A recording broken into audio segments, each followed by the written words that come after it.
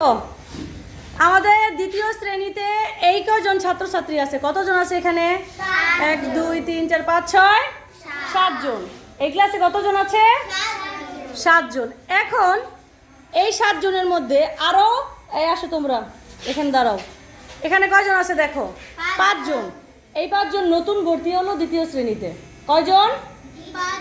5 জন। আগে ছিল কয়জন? 7 জন। জোরে বলো। নতুন ভর্তি হয়েছে কয়জন? ভর্তি হলে তাহলে এখানে মিশে যাবে, তোমরা ওদের সাথে লাইনে যাও। তাহলে এখন কতজন হলো মাইশা বলো তো? তোমরা সবাই গোনো, গুনে বলে কতজন হলো?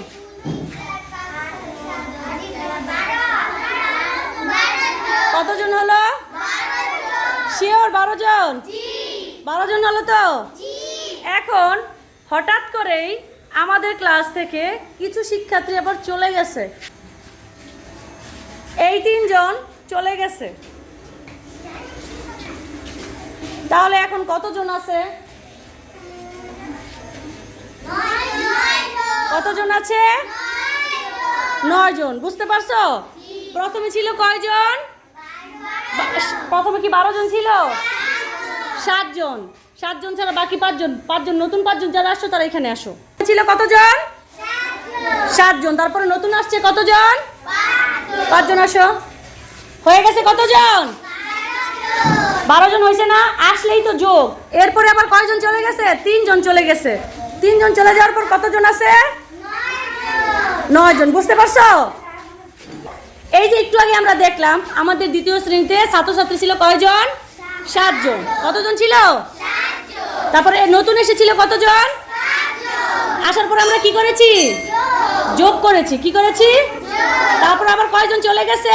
3 জন। চলে যাওয়ার পরে কি করেছি? বিয়োগ করেছি। সেম এইভাবেই 71 পৃষ্ঠার 1 নম্বর অঙ্কটা সবাই দেখো। একটি বিদ্যালয়ে 625 জন শিক্ষার্থী ছিল। কতজন ছিল?